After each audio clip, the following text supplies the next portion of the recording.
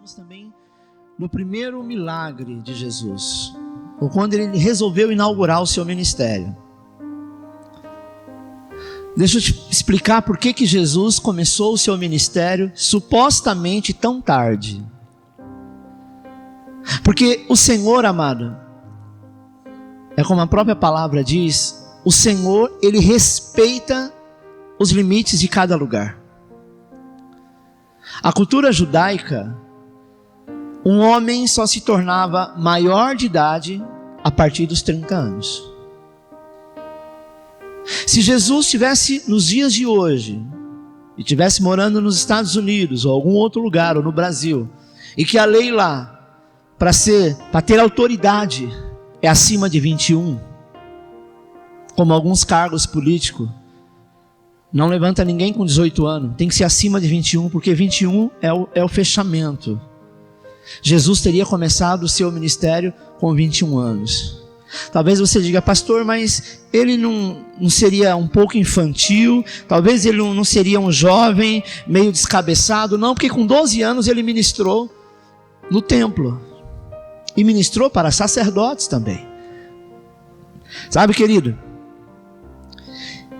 E Jesus, ele veio fazer algo que muitas pessoas não conseguem entender, que é a graça. Não conseguem entender. Hoje nós iremos falar mais de dois personagens, duas mulheres. A mulher do fluxo de sangue e a mulher que foi amada pelo Senhor, quando todos queriam apedrejá-la. Todos nós estamos ligados a esses dois personagens que nós iremos falar. Todos nós temos algum fluxo que flui de nós a cada dia e que a gente gostaria, e que você ora dizendo, Senhor, eu não quero ser assim. E que às vezes nós achamos que Deus está longe e que Ele não vai ouvir a minha oração, a tua oração, devido a esse fluxo, devido a esse correr na nossa veia, nesse nosso pensamento, no nosso coração. Quantas vezes você já se pegou desta forma? Eu não sou digno de subir no altar. Eu não sou digno de trabalhar na obra do Senhor. Eu mal posso ir ao culto e ficar lá distante. Eu não posso colocar a mão em nada porque eu sou impuro. Quantas vezes nós nos achamos assim? E existem pessoas religiosas que também acreditam nisso. Que o Senhor escolheu os puros. Mentira, o Senhor escolheu os impuros para purificar. Porque aqueles que se acham puros não aceitariam a presença do Senhor, porque já se acham perfeitos. O Senhor não escolheu os sãos, Deus escolheu os enfermos para curá-los. E eu quero falar do primeiro ponto, que é a graça e as pedras. João 8,3 diz assim, os mestres da lei e os fariseus trouxeram uma mulher surpreendida em adultério. Fizeram-na ficar em pé diante de todos e disseram a Jesus, mestre, esta mulher foi pega em ato de adultério. Na lei, Moisés nos ordena apedrejar tais mulheres. E o Senhor, o que diz? Eles estavam usando essa pergunta como armadilha, a fim de ter uma base para acusá-lo. Mas Jesus inclinou-se e começou a escrever no chão com o dedo. Visto que continuava a interrogá-lo, ele se levantou e disse, se algum de vocês estiver sem pecado, seja o primeiro a atirar pedra nela. Inclinou-se novamente e continuou escrevendo no chão. Os que ouviam foram saindo, um de cada vez, começando com os mais velhos. Jesus ficou só, com a mulher em pé diante dele. Então Jesus pôs-se de pé e perguntou-lhe, mulher, onde estão eles? Onde estão os seus acusadores? Ninguém a condenou? E ela disse, ninguém, Senhor. E declarou Jesus, eu também não a condeno. Agora vá e abandone sua vida de pecado. É interessante esta passagem. Aqui a gente vê a manifestação da graça do Senhor. A manifestação de uma graça que não tem limite e que não é pausado. Olha, até aqui eu vou, daqui para lá, o problema é seu. Quando essa mulher foi pega em ato de adultério, engraçado que ela estava lá em ato de adultério, mas cadê o homem? Ou ela adulterou sozinha? Por que a lei era só para a mulher e esse homem ninguém sabe quem é? Porque se foi pego no ato de adultério, ela estava no ato lá com alguém, sim ou não? Sabe, querida, se a gente ler alguns versículos antes, você vai ver que essa situação só aconteceu quando Jesus estava no templo, estava ensinando no templo. A Bíblia diz que o Senhor tinha orado de madrugada no monte, e depois ele desceu e foi para o templo ensinar, porque ele era rabino. Lembra da mensagem da semana passada?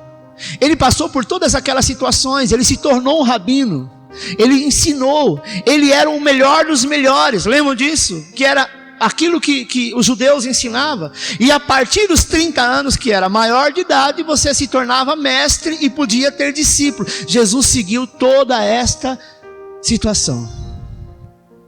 Então ele estava onde? Fazendo o que ele aprendeu. É engraçado que a Bíblia também diz que Jesus era carpinteiro, que era a profissão de José. Jesus, ele tanto aprendeu a ser mestre, como ele aprendeu com os outros, sabe, a profissão. Mas por que ele não continuou? Porque ele ainda não tinha recebido o chamado. Ele sabia quem ele era, mas aguardou no Senhor o tempo exato. E a Bíblia diz que nesse contexto, amado, eles chegaram em Jesus e perguntaram, coloque no quadro: mestre, o que nós devemos fazer com essa mulher? Ela foi pega em adultério e segundo a lei ela deve ser apedrejada até a morte. Mas o que o Senhor diz? Perceba, amado, que aqueles religiosos, eles já tinham uma resposta para essa pergunta. Sim ou não? Eles chegaram afirmando que a lei de Moisés ordenava fazer, apedrejar em praça pública. É quando alguém te confronta e diz assim: você está errado, porque a lei diz isso. E se você não cumprir a lei, você vai ser preso ou processado, não é assim? A grande questão aqui é que eles queriam colocar Jesus contra a parede, eles queriam achar um motivo para acusá-lo. Eles não tinham motivo, mas eles queriam. Ele falou: agora a gente pega ele. Sabe? Eles pensaram assim: se Jesus mandar apedrejar, porque a lei de Moisés diz isso, né? Ele será pego pelos romanos. Porque se o povo fizesse, os romanos não iam prender todo mundo. Mas se alguém ordenar, sendo ele mestre, sendo ele sacerdote, ele estaria passando por cima da lei romana. Porque a lei romana era responsável por determinar penas dos crimes. Alguns eram mortos em praça pública, outros eram açoitados, outros eram presos e até mesmo a morte de cruz. Então os romanos é que tinha isso. Os romanos era o Estado que tinha essa possibilidade. Era eles que poderiam fazer isso. Então o que eles fizeram? Se Jesus mandar apedrejar, porque ele quer responder, ele é mestre, a lei de Moisés, ele vai cair na malha fina dos romanos, porque ele não pode julgar e condenar à morte.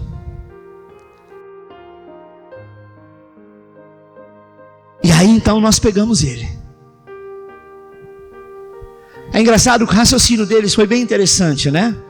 Ele só não contava com a sabedoria de Jesus. E qual foi a resposta dele? O versículo 7 diz assim, João 8:7. Como insistissem na pergunta, Jesus se levantou e lhe disse: aquele dentre vós estiver sem pecado, seja o primeiro que lhe atire a pedra. Ou seja, ele nem respondeu que sim ou que não. Ele não falou: não, realmente a lei de Moisés faz isso, né? O que nós aprendemos nessas duas passagens? Eu quero falar pelo menos duas coisas. Em primeiro lugar, nós aprendemos que todos nós somos pecadores, isso é fato. O Senhor Jesus disse que aquele que não tivesse nenhum pecado deveria tirar a primeira pedra. De todos aqueles religiosos, orgulhosos, idolatrados, cheios de aparência, não ficou um sequer. Sabe, amado? Alguns teólogos dizem que Jesus, quando ele fala isso, ele também aponta na hora alguns pecados de pessoas.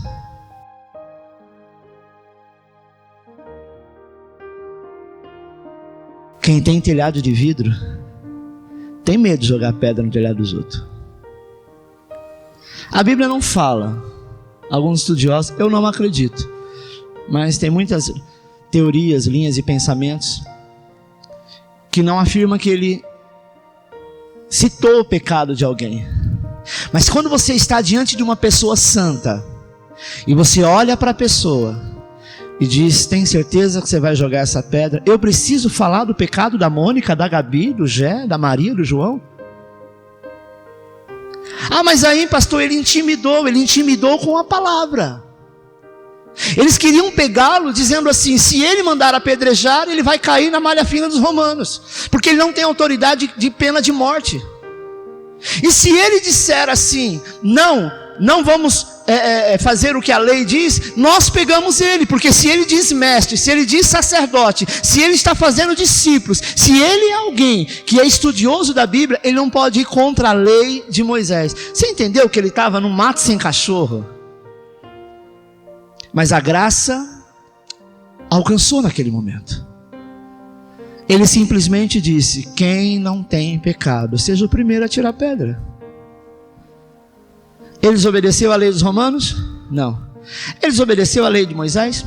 Não. Nós podemos esconder, amado, o pecado de todo mundo, mas a gente não pode esconder de Deus.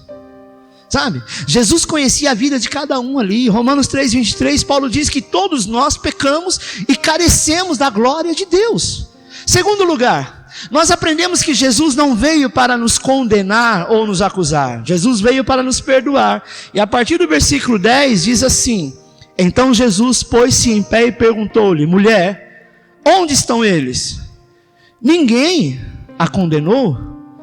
Ela responde, ninguém, Senhor. Declarou Jesus, eu também não a condeno.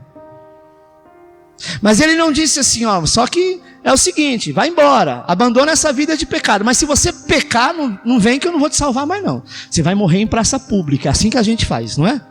Nós seres humanos somos assim, eu te perdoo hoje.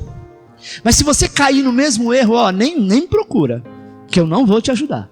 Se você vier de novo pedir dinheiro emprestado, porque você entrou em dívida, estou fora, meu cartão foi bloqueado para você. Isso não é graça.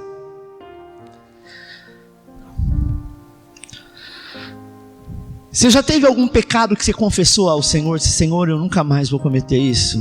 Alguns dias ou horas depois estava você lá cometendo a mesma coisa. Se Jesus olhasse para você e falou, descarada, de novo? Você é um crente muito pilantra. Você é xing-ling, você não é crente. Nós seríamos condenados no primeiro dia sendo salvos, no segundo condenado ao inferno. Ainda bem que a graça perdoa aquilo que você luta todos os dias para dizer não, e quando você menos espera, você está dizendo sim. Se nós pararmos para avaliar essa situação, amado, Jesus era o único que poderia jogar alguma pedra nela, sim ou não? Porque ele não tinha pecado. Ele não tinha pecado nenhum. E mesmo assim, ele decidiu seguir aquilo que estava no seu coração e no coração de Deus. Ele não seguiu a direção dos religiosos. Preste atenção, amado. Aquele que está o tempo inteiro te apontando, te condenando, dizendo, olha, vigia, senão você vai para o inferno. Olha, isso e aquilo, senão você vai morrer no inferno. Esses são os religiosos. Porque aqueles que têm o amor de Deus, é aquele que vai dizer, olha, amado, você está indo por um caminho, torto. O Senhor já te livrou do inferno porque você é salvo. Mas não perca aquilo que o Senhor tem para você, que são os galardões, que é a graça. Deus tem uma vida melhor para você. Olha a diferença. Vamos, eu vou orar com você, eu quero estar junto com você.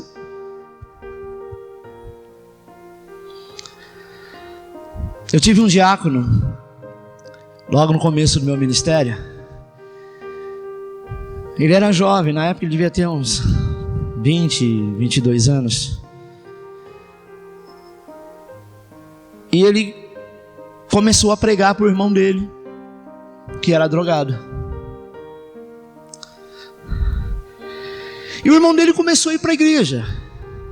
Mas é muito difícil, amado, você conseguir se libertar de um vício. E aquele irmão dele era viciado em cocaína. Ele tanto cheirava como ele aplicava. Não sei se cocaína aplica, mas eu sei que ele aplicava. É um leigo falando. E um dia, ele percebeu que o irmão dele estava caindo, estava voltando a essas práticas. E ele disse para o irmão: onde você vai? Ele falou: eu vou ali e volto já. Ele falou: eu vou com você. Não, aonde eu vou você não pode ir. Não, posso sim. Nós somos irmãos. E ele falou: mas você não vai se sentir bem. Ele falou: eu sei o que você vai fazer. Ele falou: você não vai me julgar? Ele falou: não, só que eu vou junto. E quando chegou lá, tinha uma rodinha, não sei se era na biqueira, onde era, mas tinha outros parceiros. Os outros não estavam importando que ele era crente ou não. Ele ficou meio desapercebido. E o irmão dele falou para ele: olha aqui, já que você veio aqui, então você vai usar. Só que você vai usar na minha frente. Ele falou: mas por que você está fazendo isso? Porque eu vou orar por você. Ele falou: mas você vai ficar orando aqui no meio de todo mundo? Ele falou: não, só vou cantar. Ah não, cantar pode. E aí eles começaram a usar, e daqui a pouco ele começou: porque ele vive, posso crer no amanhã. E aí, amado, ele começou a cantar e fechar os olhos, intercedendo por aquele irmão. Daqui a pouco estavam todos eles de joelhos, chorando, sabe, copiosamente chorando. Falou: gente, eu não sei o que aconteceu, mas nós estamos nos arrepiando e esta droga não está fazendo efeito algum. Sabe por quê? Porque a presença do Senhor estava lá, não para julgar, não para apontar, não para dizer que eles eram nóia, que eles eram pessoas imprestáveis, mas para dizer: eu vivo e amanhã você será meu. Sabe, querida,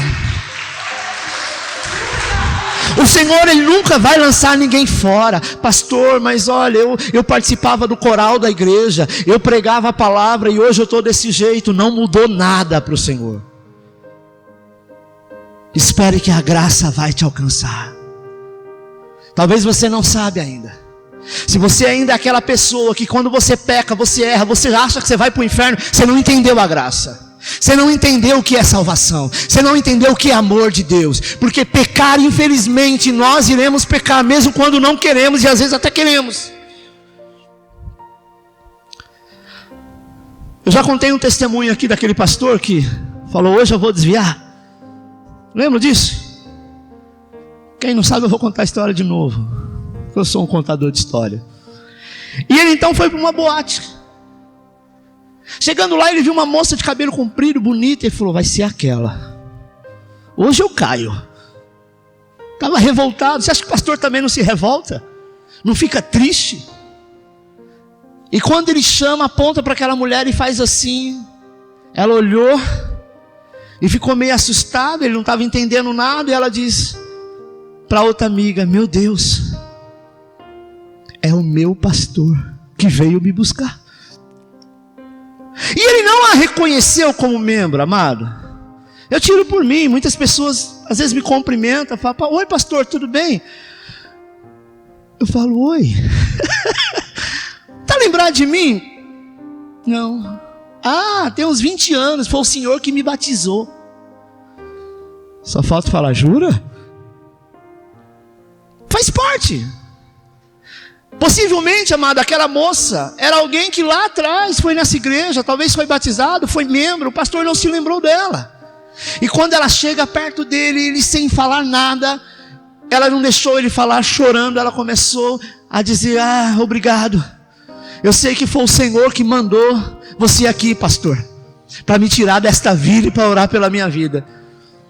E no testemunho ele diz: nossa, nem para cair, nem para pecar eu presto, nem para desviar eu presto. E é verdade, porque nós somos marcados. Você pode até ter caminhos, sabe, que foram traçados na sua vida, como aconteceu com esta mulher, que foi pego em ato de adultério. A humilhação que ela passou foi muito grande. Por que eles faziam? Eles colocavam essa pessoa, expunham essa pessoa numa praça, na praça central da cidade. Toda cidade pequena tem uma praça central onde tudo se reúne, e ela fica em pé lá, e aí vem os acusadores. Quantas vezes você passou por humilhação, mas o Senhor está dizendo: você continua sendo meu filho amado. Jesus não decidiu seguir os religiosos, ele decidiu ser gracioso e liberar o perdão. Romanos 3:23, Paulo diz que nós pecamos. Só que no verso seguinte, ele diz o seguinte, Romanos 3:24. O 23 fala do teu pecado, mas o 24 diz: sendo justificado gratuitamente por sua graça, mediante a redenção que há em Cristo Jesus. Olha só que coisa poderosa, amado. Nós somos pecadores, mas Jesus veio para nos justificar e nos redimir gratuitamente. É justamente isso que você precisa entender, que nós precisamos entender. A religião, ela só serve para condenar pessoas, sabe? A religião só serve para te apontar. Hoje em dia já nem tanto, mas alguns anos atrás nós recebíamos muitas pessoas de outras igrejas, supostamente de outras religiões.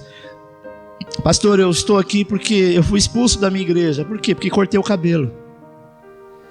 Porque eu traí a minha mulher, descobriram, e aí eu fui para o banco dos excluídos.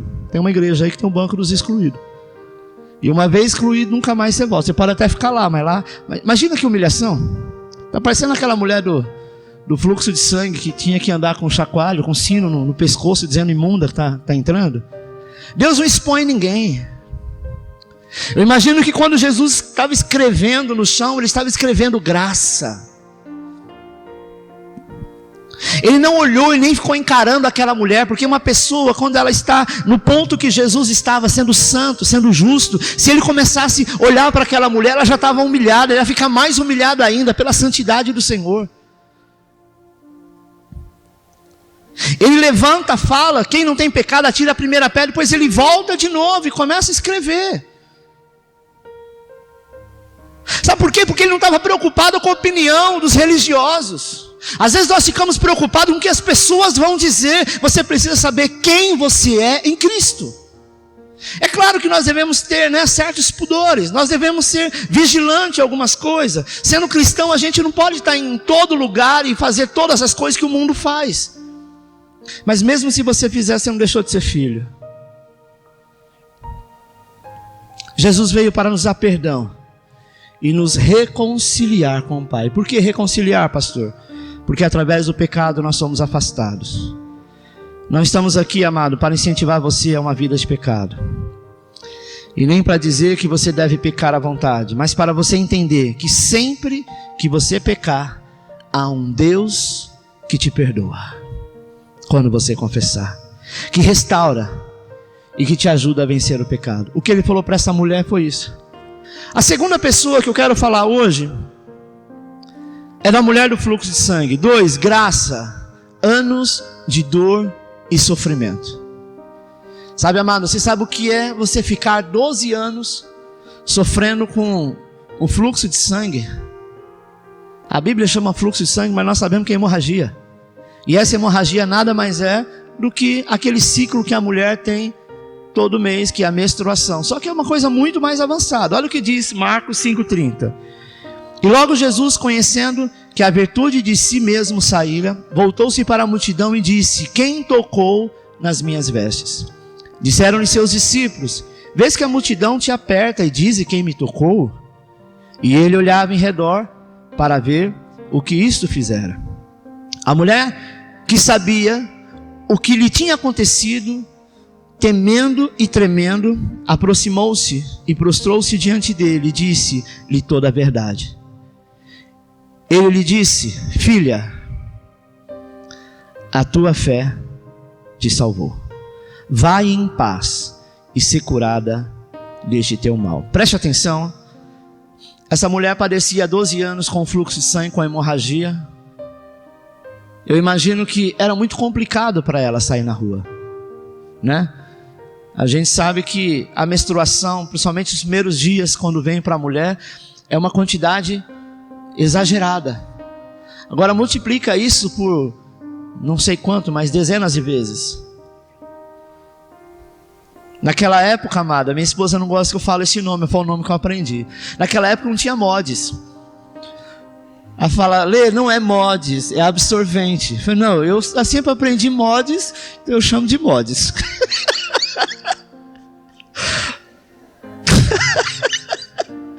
Verdade? É ou não é? Os mais novos aqui, se alguém falar para você: tem mods? Você vai saber o que é? Acho que sabe, não é possível. Mods é igual o homo, fica assim na mente. Sabe, amado? aquela mulher, talvez ela usava tecido, alguma coisa para estancar e não tinha como. Imagina a vergonha, né? Agora falando para as mulheres, já pensou se você está naqueles dias com uma calça branca, um lugar movimentado e de repente acontece um acidente? Não é feio? Talvez ninguém veja, mas você sabe como você está. Aquela mulher, ela passava vergonha, humilhação. Sabe, querido? As mulheres que têm esse problema, muitas vezes ela sente muita dor. Tem pessoas que não têm, apenas o ciclo. Mas esta mulher, ela tinha dor e sofrimento, além da humilhação que passava. Porque isso era constante. Com certeza ela devia ter algum tipo de anemia também, porque era muito sangue perdido, não é? E a história diz que depois desses 12 anos, amado, ela tocou nas vestes de Jesus e ela foi curada instantaneamente. Às vezes nós ficamos imaginando, sabe, algumas coisas. Se Deus me ajudasse. Nós não podemos ser desse time, daqueles que ficam, sabe, colocando, se Deus fizesse, se Deus me abençoasse. Ela simplesmente ouviu falar de Jesus. Ela ficou sabendo que ele curou cego, que ele curou coxo, que ele curou leprosos, que ele fez milagre, que ele andou por sobre as águas, que ele multiplicou pães, que ele multiplicou peixe. Ela falou: é atrás desse homem que eu vou. Só que ela cometeu um ato que era difícil naquela época, porque essas pessoas, elas tinham que ficar do lado de fora, lembra? Tinham que ficar em quarentena, até o negócio passar. Ela ficava lá junto com os leprosos. A Bíblia diz, amado, que essa mulher gastou tudo o que tinha. Então não era uma pessoa pobre, era uma pessoa que tinha posses. Eu acredito que naquela época ela procurou muitos curandeiros, feiticeiros do Egito, para tentar se curar, mas não foi curada. Quando ela não tinha mais nada, ela foi a Cristo e Ele a curou. Eu quero citar algumas lições que nós aprendemos disso. Primeira, nós aprendemos a não nos conformar com aquilo que não é de Deus para a nossa vida. O ser humano, amado, ele tem uma característica muito impressionante, que é a capacidade de se adaptar a qualquer situação, não é verdade? O ser humano acostuma a morar no meio do deserto, no meio do gelo, fazer trabalho pesado. No começo é difícil, mas o ser humano tem essa tendência.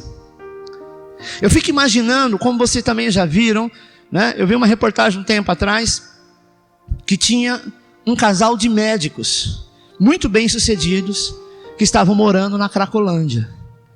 Estavam todos sujos, sabe? O que passa na mente de uma pessoa dessa? Está no nível que a sociedade gostaria de estar, financeiro, status, conhecimento, sabedoria, a ir ao lixo, ao fundo do poço, e achar que está tudo normal. Quando foi entrevistado, ele disse: não, eu sou médico, eu fui formado na faculdade e tal, não lembro qual que era.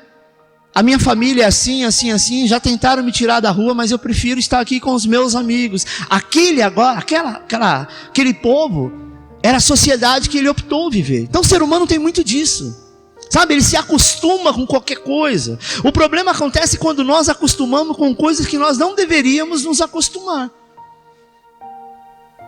E normalmente coisas que não são de Deus. Tem gente, amado, que acostuma com um casamento ruim, quando Deus tem o melhor casamento para a tua vida. Tem gente que se acostuma com uma enfermidade, quando o Senhor tem cura para te dar. Tem gente que acostuma em viver na miséria, na escassez, quando o teu Deus é próspero. Agora, uma coisa que nós percebemos na vida daquela mulher, é que nesses 12 anos de fluxo de sangue, ela não se acostumou com a situação. Não se acostumou. Ela poderia ter dito: nossa, 12 anos, vai ver que é da vontade de Deus que eu sofra. Estou pagando algum karma. Estou sofrendo porque Deus se alegra no meu sofrimento. Não. E todos os dias, se alguém ensinasse para ela qualquer remédio, qualquer simpatia, qualquer coisa ela fazia, porque o desesperado faz isso. Olha, vai ali no Siriguidum, porque lá tem alguém que recebe o preto velho e vai te dar um passe, jogar uma fumaça de charuto na sua cara e você vai ficar boa. A pessoa no desespero vai. Eu já passei por isso, irmãos. Na época do plano Collor, eu tinha uma choperia no interior de São Paulo. E eu cheguei a dever 100 milhões, não sei se era milhões, mil, de cruzados novos. Era muito dinheiro. Pô, 100 mil reais hoje. Quando eu fui para lá, eu já não atuava mais como pai de santo. Eu era apenas um comerciante. E na minha queda financeira, e isso eu vejo um trabalhar do Senhor na minha vida, eu fui recorrer. E aí eu fui num lugar, e tinha um espírito lá que me atendeu, um tal de Exu, não sei das quantas, que eu não preciso nem falar o nome dele. Ele falou: eu vou te ajudar, mas você vai ter que me dar uma garrafa de marafo. Marafo, na língua deles, é bebida. Eu falei: vou te dar uma garrafa de uísque. Eu tinha muito no restaurante. Ele falou: só que eu quero beber diferente. Olha a humilhação que um ser humano passa. Ele falou: tem que ser numa encruzilhada de terra onde só tem mato. No interior tem muito disso, tinha muito canavial, né? Pé de cana, fui eu lá. Eu e um amigo. O amigo que me levou. Você não sabe o que ele queria. E eu paguei o maior mico da minha vida. Ele falou assim: você vai tirar toda a roupa e vai ficar descalço. E enquanto alguém vai derramando essa bebida na sua cabeça, vai banhar todo o seu corpo. E você apenas vai chamar meu nome. Quando você sair de lá, as coisas vão melhorar. E o Tonho fez. Um frio! Imagina álcool no corpo, aquele negócio gelava, parecia que estava descendo pedra de gelo. Eu não vi a hora que aquele litro acabasse. Mas a minha fé estava firmada naquilo. Eu não aceitava aquela situação. E aí, pastor, melhorou? Não, aí eu fali. Não teve jeito. O negócio estava caminhando. Aí, por quê? Porque o diabo não pode te dar nada, ele só quer te humilhar.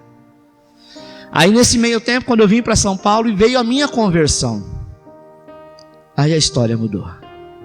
Sabe, querido, aquela mulher, ela estava sendo humilhada. Eu não sei se ela de repente foi em algum lugar que ensinaram uma receita milagrosa dessa para ela. Mas não, ela tinha gasto tudo, então ela pagou, ela tinha condição, mas ela não se acostumou com a situação. A Bíblia diz no verso 26, Marcos 25, 26: e muito padecera a mão de vários médicos, tendo despedido tudo quanto possuía, sem contudo nada aproveitar, antes pelo contrário, indo a pior. Isso significa que ela não se acostumou com aquele sofrimento, e ela nunca desistiu de procurar sua cura. Ela gastou todos os seus recursos, querido, que possuía. E essa é a primeira lição que nós tiramos dessa história. A segunda lição é: jamais se acostume com aquilo que não é de Deus para a sua vida. Nós temos que ser gratos com tudo o que o Senhor nos dá, mas em relação àquilo que Ele não tem para você, rejeite, se posicione, ore, clame, busque, e Ele irá fazer na sua vida. Sabe, amado, nós aprendemos que Jesus deseja ser gracioso com você. É Ele que deseja a vida de ninguém. O máximo que a religião pode fazer por você é colocar um fardo pesado da lei nas suas costas. O que muda verdadeiramente a vida das pessoas é Jesus. É um encontro com a graça de Deus. Vamos para a terceira lição. E por fim, nós aprendemos uma lição a respeito do poder da fé. O versículo 30 e 31 dizem assim: Marcos 5,30: Jesus, reconhecendo imediatamente que dele saíra poder, virando-se no meio da multidão, perguntou: quem me tocou nas vestes? Responderam os seus discípulos: vês que a multidão te aperta e dizes quem me tocou? Imagina a cena, amado. Um monte de gente ali apertando Jesus, né? Se fosse pandemia naquela época, todo mundo tinha pegado o Covid, porque ninguém estava de máscara, ninguém estava, sabe? Estava um respirando o outro. Por que eles faziam isso? Porque não tinha microfone, não tinha caixa de som. Jesus normalmente ele ficava numa pedra, num lugar mais alto para poder falar, né? E por mais que falasse, ele não gritava, ele falava, as pessoas ficavam em silêncio para ouvir, igual na igreja, sabe? Só que a igreja tem uma vantagem, tem um microfone. Às vezes você fala com alguém do lado, não atrapalha, porque o som da voz de quem ministra é mais alto. Então as pessoas estavam ali quietinhas para ouvir o que ele tinha para dizer, né? E aí então ele pergunta: espera aí, quem tocou em mim? Os seus discípulos dizem: mestre, as pessoas estão se apertando aqui para te ouvir, e o Senhor está perguntando quem tocou. Talvez eles dissessem: sei lá quem foi que tocou. Alguém tocou, mas e daí? Ele diz: porque de mim saiu virtude, saiu poder. Só que no começo do versículo 30 nós encontramos o motivo dessa pergunta. Marcos 5,30, Jesus reconhecendo imediatamente que dele saíra poder. Jesus ele pergunta isso, porque ele fala: olha, alguém me tocou de uma maneira diferente, e é isso que eu quero falar contigo nesta manhã. Não adianta você vir à igreja para assistir um culto, você precisa vir à igreja para cultuar a Deus. Não adianta você vir à igreja ou na tua casa para cantar ao Senhor, você precisa vir para adorá-lo. Isso sim, amado, muda a história. Porque tem tanta gente que está na igreja há anos e nunca mudou. Você fala: meu Deus, eu conheço a minha vizinha, Dona Maria, ela é crente há 30 anos, mas ela tem as mesmas manias que eu conhecia há 30 anos atrás. Por que ela não mudou? Porque ela simplesmente virou. Ela não se converteu, ela virou crente. Essa é a diferença, amado. Aquela mulher, ela não simplesmente tocou em Jesus porque estava todo mundo apertando ele. Você concorda que era poder que sairia para todos os lados? Porque se eu tocar nele e nele sair poder, então até aqueles que estavam lá de qualquer jeito, ao tocar perto dele, sairia curado. Mas não, Jesus deixa bem claro: alguém me tocou de uma maneira diferente, alguém me tocou de uma maneira totalmente poderosa, alguém que tem atitude, alguém que sabe o que quer, alguém que sabe aonde quer chegar. Aquela mulher, amada, ouviu da boca do mestre dizendo: alguém me tocou diferente, porque de mim saiu o poder. Ele estava dizendo: nem fui eu que liberei poder, não foi eu que disse ser curada, não foi eu que disse ser estancado agora o sangue. Esta pessoa tocou em mim de uma maneira tão diferente que houve essa conexão, eu fui curada. Aquela mulher foi curada, sabe? Foi a fé dela que fez com que o poder fosse liberado. Amado, você pode ter a voz mais linda no mundo, pode cantar, sabe? Tocar, pregar, orar pelas pessoas, mas se você não tiver a fé naquilo que você realmente precisa ter, que é em Cristo, nada vai acontecer. Em nenhum momento ela duvidou, em nenhum momento passou pela cabeça dela na possibilidade de tocar em Jesus e não fosse curado. Muitas vezes nós deixamos de ver o poder de Deus sobre nós, sabe por quê? Porque nos falta fé. Você ora, você jejua, você faz um propósito, mas a tua fé fica num ponto de interrogação. Eu vou fazer, mas será que Deus vai ouvir? Será que Deus vai fazer? Será que o Senhor vai me abençoar? Quando você coloca o será, você põe dúvida. E quando você põe dúvida, você está igual àqueles que estavam apenas ouvindo Jesus, mas não saíram de lá curados. Nós precisamos ter convicção. Hoje tem culto, eu vou para a minha igreja, eu vou adorar o meu Senhor, e tudo aquilo que eu preciso, eu vou receber, porque Ele está lá para me abençoar. É assim que você tem que viver. De glória em glória, de vitória em vitória, de graça em graça. Estar debaixo do favor do Senhor. Sabe, amado, porque nós tocamos muitas vezes em Jesus de qualquer maneira. Às vezes a pessoa está ali adorando e daqui a pouco passa alguém, ela abre o olho, começa a ver, para de cantar, para de adorar e vai conversar. Basta que o celular vibrou no bolso, quem está mandando mensagem? Não é o Espírito Santo. Estou criticando, estou dando exemplos. A entrega tem que ser total.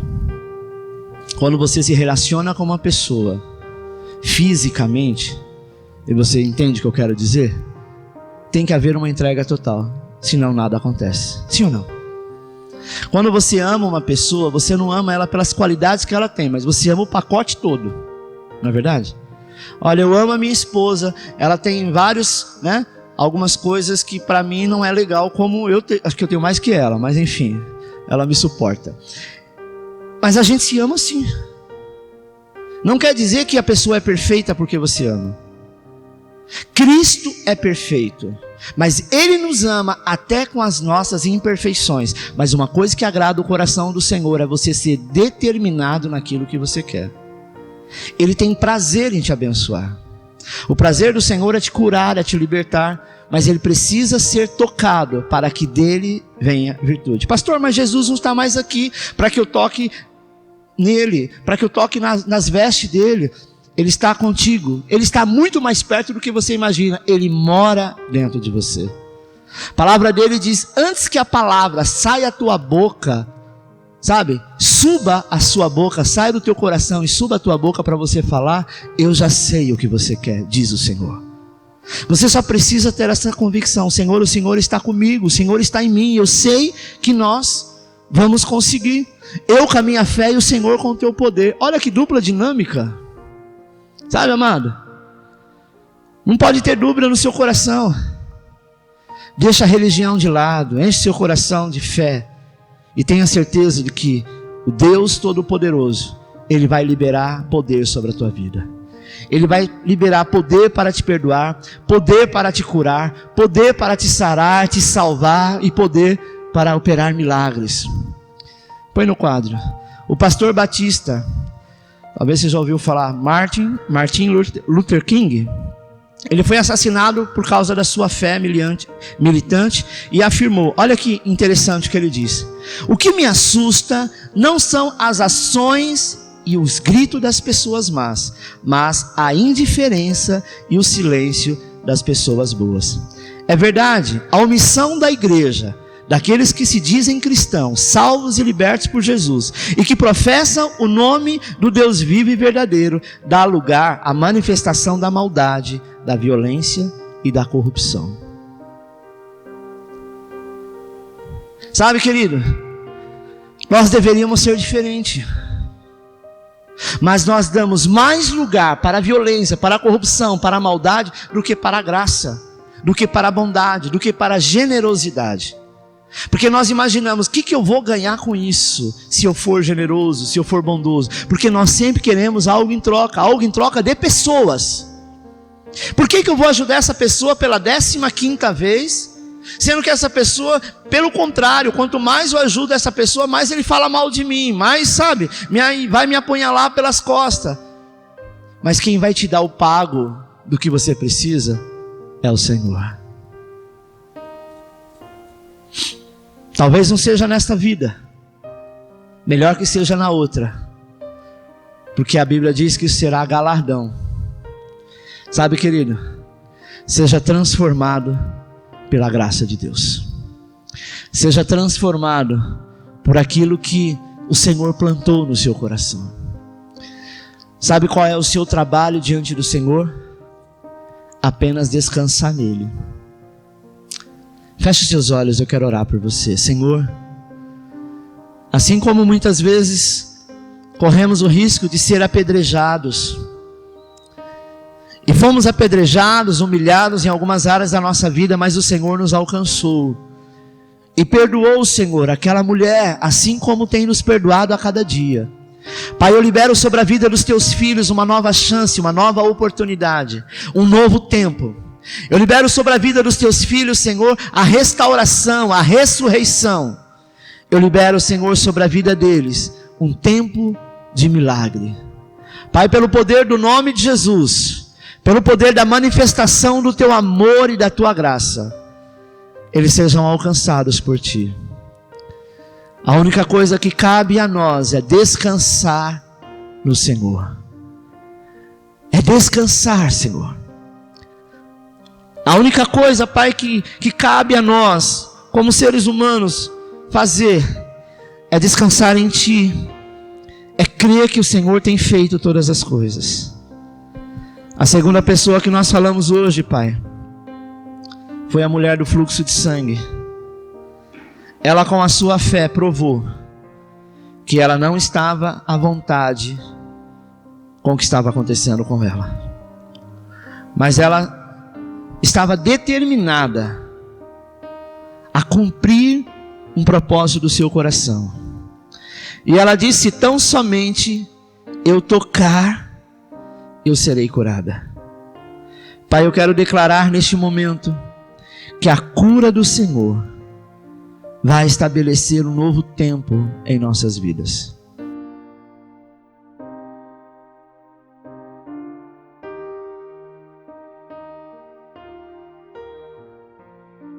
Senhor, eu quero declarar que dia após dia, Senhor, haja um toque sobrenatural na nossa fé.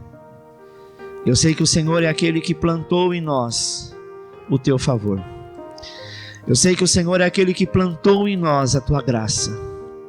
Mas acima de tudo isso, o Senhor plantou em nós a cura. Então eu apresento este pão, Senhor, como teu corpo, Pai. Que ao comer deste pão, o nosso espírito será curado, será liberto de toda a condenação. E quando nós tomarmos esse suco de uva, representado pelo sangue do Cordeiro, nós seremos lavados e remidos, Senhor. Iremos hoje declarar que tanto o corpo será a nossa cura, como o teu sangue será a nossa vacina de toda e qualquer enfermidade. Pode ser que entre nós tenha alguém que tem algum tipo de enfermidade, Senhor, que nem essa pessoa mesmo saiba, e o Senhor vai curar hoje. Nós só iremos saber naquele dia, quando estivermos com o Senhor na glória, quando o Senhor disser: lembra daquela oração que o meu servo fez no dia da Santa Ceia? Você estava condenado a morrer disso, mas a minha graça te alcançou e estendi sobre você, assim como eu fiz com o rei Ezequias. Senhor, nós desejamos, Pai, muito breve ver tudo isso passar e ficar apenas na história, Senhor. Sabemos que o mundo talvez não seja mais como foi até aqui. Talvez teremos que reinventar a igreja, reinventar os trabalhos, reinventar, Senhor, a maneira de sair, de se vestir, de todas as formas. Mas de tudo isso nós desejamos ser conosco. Nada disso pode nos impedir de te adorar. Em nome de Jesus. Em nome de Jesus.